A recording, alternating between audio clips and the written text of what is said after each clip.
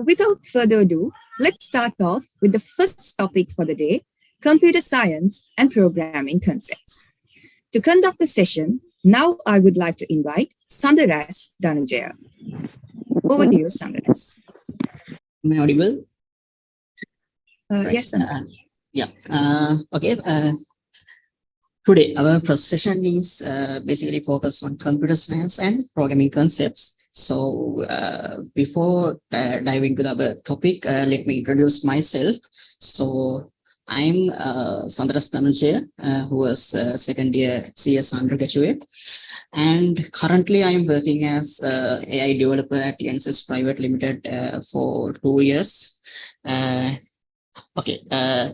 So let's dive into our today's session.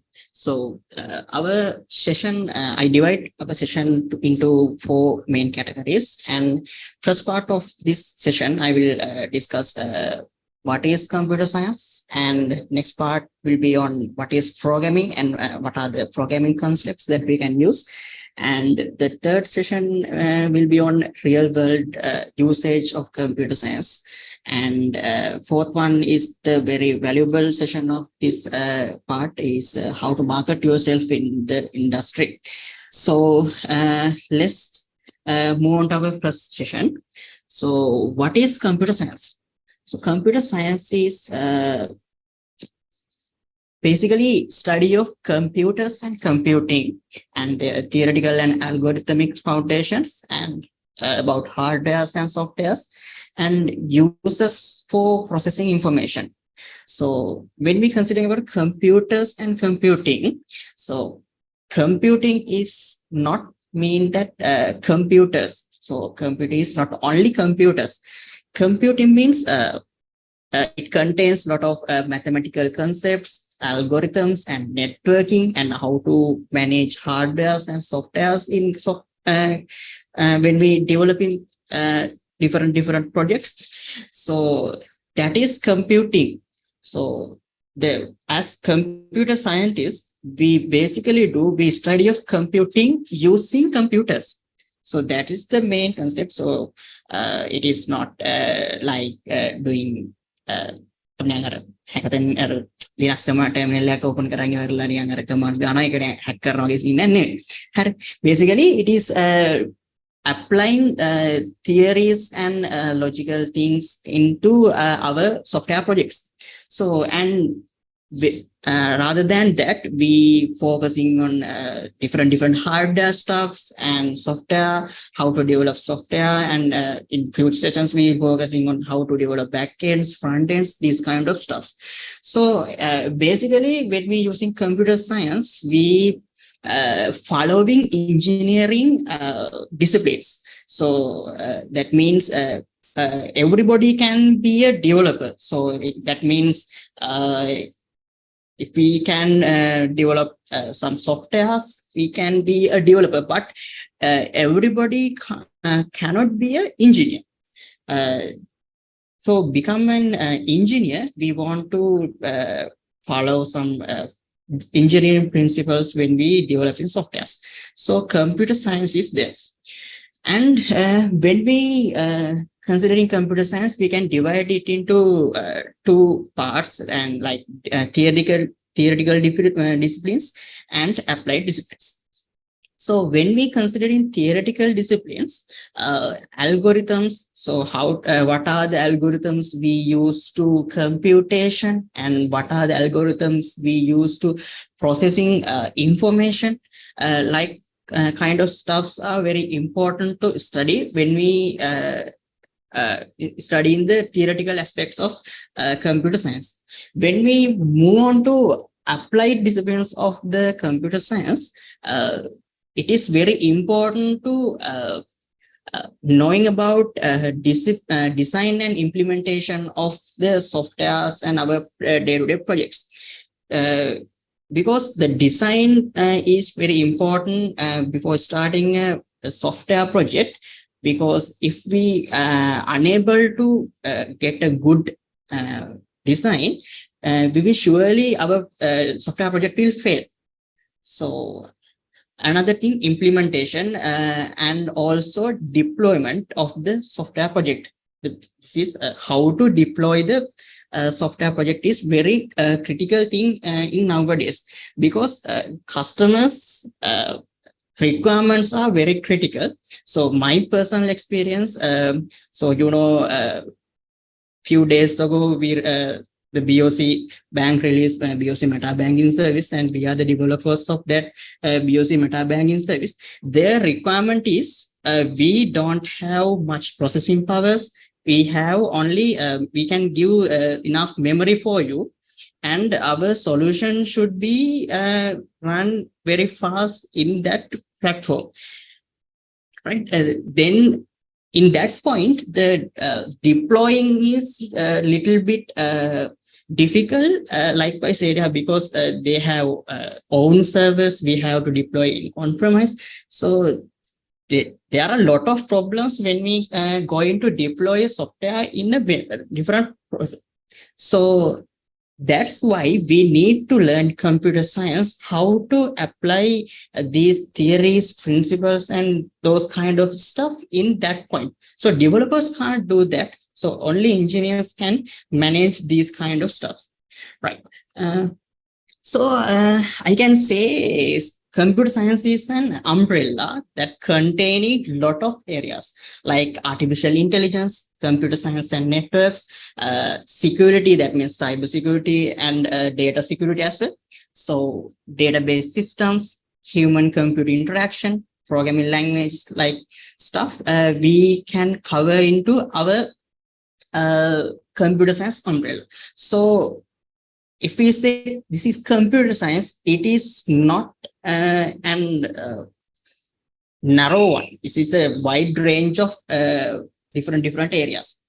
So the thing that we should do is we have to get a clear idea about all kind of stuffs, and we have to focus some different areas, some special areas for your specialization. So you should be specialized in one of those areas, and you have to have the same knowledge about other kind of stuffs. So these are the careers offers by computer science. This is some of the careers. So basically, if you learning computer science, you can be a software engineer with good engineering disciplines. So, and I will talk about some of these. Then quality assurance engineering is the one of leading area in industry. So because we have to develop softwares, we can maintain long time. So that's why we want to make the high quality software in the industry. So if our quality is low, our project is definitely fail. So, and system analytics, database administration, so data mining like kind of stuff. So web optimization, and data scientist is a very famous job title we can get from computer science, and security, and front-end back-end developers, and hardware engineers. Those kind of careers we can get as a computer science undergraduate. So, and now we can move on to our second part of the session. What is programming? When we are going to become a computer scientist or software engineer or whatever, programming is very important thing. So when we consider programming, it is giving a set of instruction to computer to execute. That means I will skip this for a moment. Let's talk about architecture of a PC. So when we considering computer architecture, it basically modern architecture. This is called von Neumann architecture. So this is how our modern computers work. So in these computers, you can see there is memory unit, And this memory unit, we normally known as RAM, it contains our instructions and data to be executed. So when user gives input to this input to processor, the processor have the part called control unit. The control unit goes to our memory and it fetch our instruction from the memory, and inside the control unit it will decode our instruction. After decoding, there's a component called arithmetic and logic unit. This unit will execute the instruction and simply it store back in our main memory. So that process we call the fetch execute cycle. So that's how the our modern PCs are operated in these scenarios. So when we consider programming, what we done is we giving that instructions using a human readable language to the computer. So after giving that instructions, we have compilers. When we using programming language, compilers will compile them into machine readable code and give those instructions to our machine. So when we talking about programming, it is the mental process of thinking how we can give instructions to a machine. So when we going to do some work, we plan these steps I should cover, and what are the data what are the materials I want to finish this stuff. And likewise, we have to think how we can give instructions to execute this process to get our results that we expect. So programming and coding is not the same thing. Coding means the process transforming those ideas that we think to achieve our goal to a human readable, to a programming language. So we coding in programming, we coding those ideas using a programming language. That means coding, but programming is thinking how we can give those instructions to our machine. So I hope it is clear what is programming. And so when we considering programming, variables and data types playing major role in our programming languages.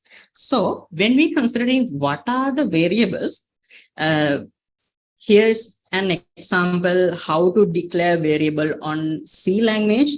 I hope you are nowadays you are learning C language. So when we considering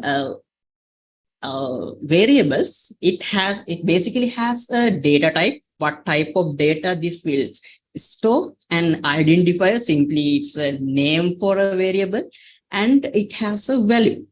So when we declare a variable, it basically create a memory location for that variable. So if we declare int x, so we will create a variable called x in our RAM. This is our RAM, and inside the RAM it will allocate some memory location. Simply integer means 4 bytes, right? So 4 bytes of memory location will be allocated, and it will named as x in the memory. So if we assign the 0 value to that memory location, it will fill up this with the value 0. So this means the variable assignment. Assignment means it is different with the equal sign that we use in mathematics. This is not mean x is equal to 0.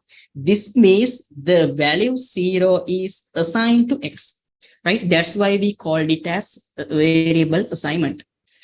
So I hope you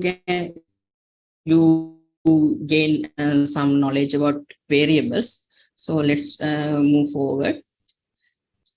So our next thing is data types. So knowing what are the data types we can use in programming language. So this is the structure that we can explain these data types. So basically, we can divide the data types into three categories: primary, derived, and user-defined data types. So I will focus on primary data types more in this session. So let's say integer values. So normally we define, if we want to store an integer like 1, 2, or minus 1, like stuff, we can simply use integer data type to store these kind of data. So if we want to store like a letter, like a symbol, like stuff, we can use data type character. So if we want to store logical value like true or false, like stuff, we can we have Boolean data type in most of language. But nowadays you are learning C, but C don't have data type called Boolean. So we can get those stuff importing some header files, but basic normal standard library, it doesn't contain a variable called, so data type called Boolean.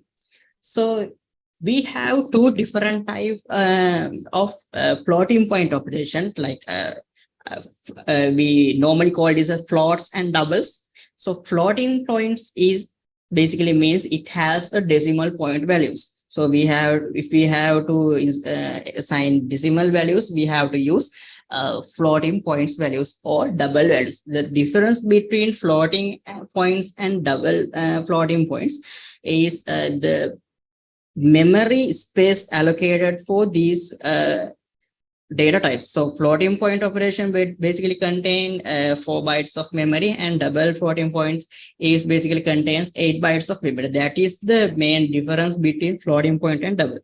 And I will explain only void type now. Void type is means nothing. So if we want to indicate this has no data type, or this function doesn't return anything, or we want to indicate nothing in somewhere, we can use void data type. So when we using functions, you will get better idea about this. So other kind of stuff like derived data types and user-defined data types we'll discuss on our data structures and algorithms session. So because of that, I will skip those kind of stuffs here. And another very important stuff in programming are control structures. So we can found different control structures in our programming languages. So one of the basic control structures is if-else statements. This is like imagine you are walking on a road, and you have Y junctions, and you have to make decision whether you have to go to left side or right side. You have to make a decision in that junction. So that decision is our expression in the programming language. So this is the expression we make in our language. And if this expression is true, the programming language will execute this if part. So that means true part. And if this expression is false, it will execute this sum. So we have to a clear idea about what is the logic that I include this inside this brackets. So this is that what should we think when we program, like. So imagine this example. So there's a student who takes 65 marks for a particular subject. So we have to write a function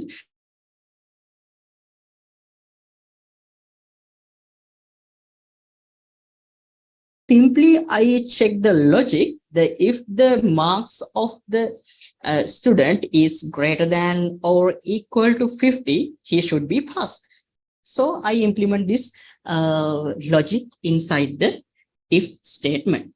So hope you are clear about if statement. So let's move on to another improved version of if else statement. So this is if else statement. So look at the picture of the right hand side. So imagine you are walking towards in this road, and there are 3 rows you can move. So in this point, you have to make decision whether I have to go this side, or this side. So we have to get a logic inside our brain to choose what road that I go. So likewise, we have to we can define different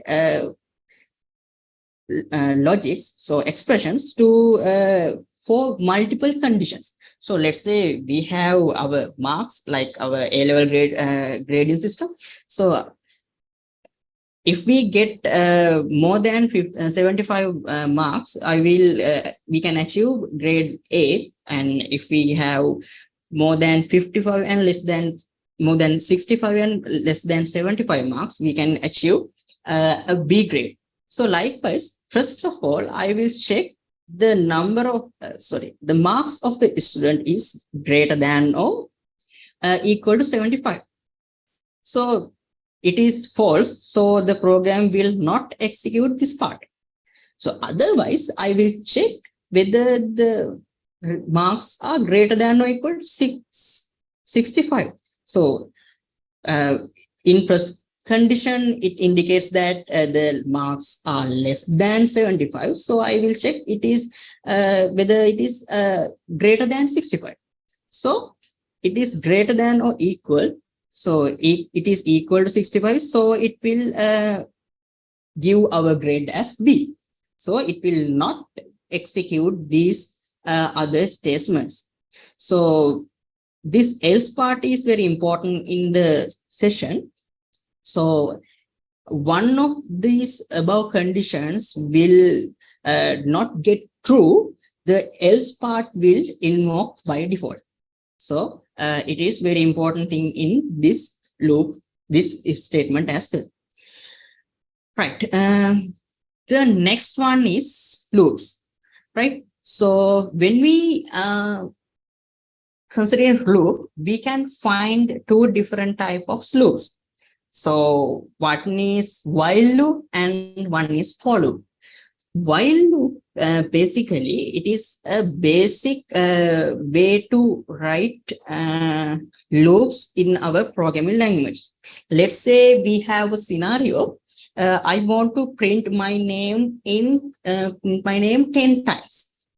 So what I have to do is I can write print statement 10 times in the terminal. So without doing that, we can integrate a loop for execute this scenario. So here we have iteration variable. So this variable is used to iterate our loop, and we will use while loop so for the continue our iteration. So basically this will check whether the value is value of variable I is greater than less than 10. If it is true, the while loop will execute this part. Right. So this has to another statement called I plus plus. So I forget to add that. Sorry. So After print the statement John, it will increment the value of I by 1. So after executing this line, this while loop will return to this point. Again, it will check what is the condition. So now value of variable I is 2. It check whether 2 is less than 10. Right? So if it is true, it will execute these steps again. Likewise, it will iterate until this statement get false. After this statement get false, the loop will end and execute other parts of this loop of program. So this is the way the while loop works. So we have another loop called for loop as a modified version of while loop.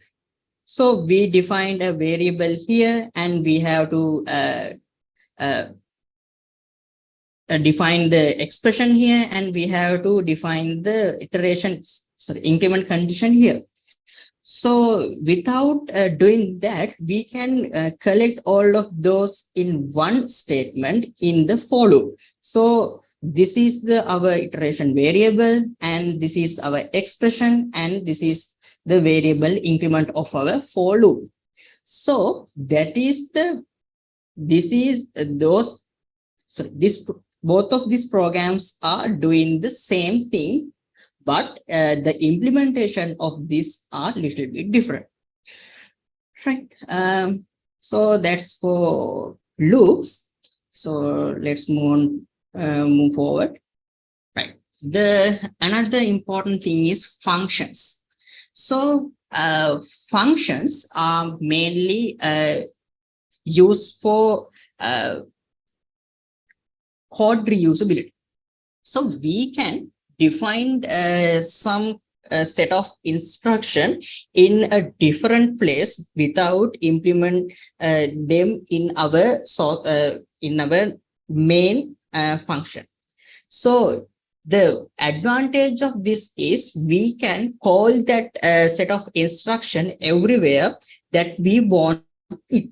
So it is reduce the code duplication in our source code, and it will make our function more readable and efficient when we using this stuff. So I use print name function. So this should be void. So because this is not returning anything, and so I want to print my name, but I don't want to use it in my main method. So I defined another function called print name, and inside it I defined, okay, print my name is John. So if I want to print my name in somewhere, I will call the print name function like this, and it will print my this statement to our terminal. So this is a very basic example how to use functions in the programming languages. And another important concept in programming language is data structures, and you have separate session for data structures and algorithms. So we will discuss those kind of stuff there. Okay, I will move forward. Right. Let's talk about some real world applications for why we use computer science in real world applications. So one of main usage is computer graphics and visualization. It is very trending job career path in nowadays. So when we are going to process graphics, it is very difficult.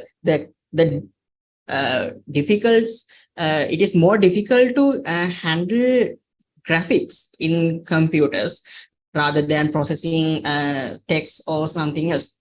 So, and image and sound processing, another kind of graphic processing stuff. And the C part is social computing and human computer interaction. It is very important thing nowadays, because how people will interact with your system, how they get involved with our system, all of these should be designed by the developer, and it will improve the customer satisfaction in our software projects. And another trending area of the world is artificial intelligence, and artificial intelligence is the sub part of machine learning like stuff. So in artificial intelligence, people will give instructions to machine, and they will learn for like so people will give instruction to the machine. They say for like this scenario, you should act as like this. We will give instructions to computer. So likewise, the computers will learn how to act for different scenarios. Like when we in childhood, our parents will say showing something, this is our house, this called as tree, and if they say show a tree and say what another name for that, we will learn it. Likewise, in artificial intelligence, they learn what are we provide as inputs. Then after processing those inputs, they will create a model, and so with including the predictions of that. So after deploying the solution, it will get input from our users, and it will predict what should be the output according to the data that we provide previously, and it will give the prediction to the our user. So another very important thing is computer architecture and organization. You are learning computer science undergraduates learning nowadays. There should be a module called computer systems. In computer systems, you will learn how to operate computers, how to computer architecture works, how to data transfer between memory and processors, like what.